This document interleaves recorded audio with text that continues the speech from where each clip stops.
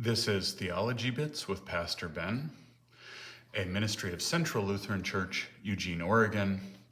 This week, we are looking at A New Church, A New World, Session 5, looking at the question of authenticity. This is a phrase that gets used very frequently to talk about the church and what it is people are seeking. And I'd like to invite us to really explore it because something is meant here. And we should also not overestimate how new this is. There was no era or generation wherein people were looking for inauthenticity. So what is going on?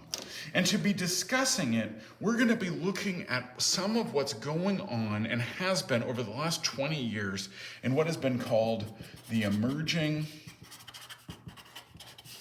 church movement. Some of you might have heard of this. The emerging church movement is a new way of expressing religiosity. And one of the hallmarks of that is this language, authenticity. What does it mean and what are they talking about to authentically represent their faith? And so what authenticity really, in many ways, is really tied to is this question of a discovery and expression of one's true self. And that might sound a little bit nebulous, and it might be helpful for us to contrast this a little bit. There is an author who divides saying there have been different ages in Christianity and frankly culture at large in America. And recently there was the age, he says, of association. And now we've moved into an age of authenticity, our word of the day. He says, what was going on in this age of association, very prominent post-World War II, is that everything came down to voluntary associations and organizations. And that these voluntary organizations mobilized people in very meaningful ways. These were all built institutionally. And these organizations that came up in their institutions did indeed mobilize, and it was a way people could express their energy about what they cared about. This was very true of a lot of church bodies. Many people think of the 1950s through 1970s in this manner, but in a variety of places, not only church bodies. This is the same time that a lot of voluntary organizations were really big, such as Elks clubs and labor unions and just a variety of different voluntary organizations. And it's been argued that this has shifted. Now we're in an age of authenticity, where everything is about the self. Who am I? And very suspicious of institutions. I am very nervous to describe myself in any kind of larger organization, but instead sees the self as a construct that each individual is putting together through choices. And so, in these choices, the hope is that the choices I make provide me deep purpose and meaning. That's why the choices are made that there are. That's why the self is expressed in that way. And then the hope is that this is my true self, where my purpose, meaning, or the new phrase identity is found. And recognizing that I've done a lot of the work to put that together, but that the payoff is that I have this purpose and meaning. And before we criticize this too much as being wildly ambiguous, we should recognize that these same goals, purpose, meaning, identity, came exactly from these institutional spaces before. Of course, people are looking for deep purpose, deep meaning, deep sense of identity. That is a human need that has and always will be there. Just how is it being expressed? How does it come about? Well, for us to think about that, I would like to explicitly look at the way in which this has shown up in church movements, in this emerging church movement. And one thing that's important to recognize is what this is not. It is not a new church. It is not even a new theology. It really is what has often been described a cultural sensibility.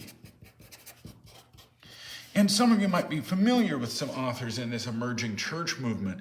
People like Shane Claiborne or Rob Bell, a variety of others who are, it's less an idea of what do we believe or not believe, but how do we simply see the world around us? See, it's a way of a sensibility of how do you see that world, recognizing very much that it's a construct. And so it's a cultural space that we're in. How do we fundamentally act in here? And there becomes more and more questioning of any kind of propositional theology. Because propositional theology, they find, is tied to speculative belief. And what they're concerned about with this idea of belief is that it is a bunch of things we become convinced by, a bunch of ideas we become convinced by, and the emphasis is lost into what they're interested in, which is far more, so how do you live?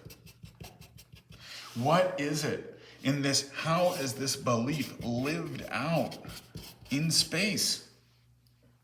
And they are fundamentally convinced that no one comes to theology authentically and comes to Jesus authentically because they've been convinced of propositional theology. Instead, they want to know, how is this lived out in life? So, for example, there's even one author who says, when is it that people actually deny their faith? What does that look like? Well, some have actually suggested it has nothing to do with whether or not one can say the Apostles' Creed, but if you are facing someone who is in distress and you ignore them, are you even really believing this after all? It is, how is this providing me purpose and meaning if I'm not actually doing it? And you find this focus on action far more than it does on anything about propositional belief. And it really comes from a fundamental different view of how is it people come to have a relationship with Jesus. And then the suggestion is that it is not coming by going out and changing people's hearts and minds with the older model of we show you the right way of thinking and understanding the world around you, and that's what our job is, proclaiming the gospel, and then from it will come actions. That is a view that they fundamentally are suspicious of. And they'll say, well, in real life, it goes the other direction. It starts with how do we live? And then over time, there very well might be some movement into the very faith that we have. But it begins with who are we and how do we live? How do we do this? And that's what they mean by authenticity. Saying that it starts with, are we acting and living in a way that we're genuinely holding this? So it's not just that I really believe what I say I believe. It's how do we live? What's the way of life? It's breaking the structure of here are the beliefs on the one hand compared to the actions on the other. These can never be separated. And no good theology really separates them. But the concern has been that this institutional structure has provided meaning that maybe I don't really believe, and so then it looks into other things. On Tuesday, we're going to look at what kind of opportunities, what kind of challenges, and what kind of resonances also come up for us in this conversation. But for now, this is just a brief overview of what people are meaning by authenticity and what new opportunities will come for us as we consider this for our own lives. This is Theology Bits with Pastor Ben, Ministry of Central Lutheran Church.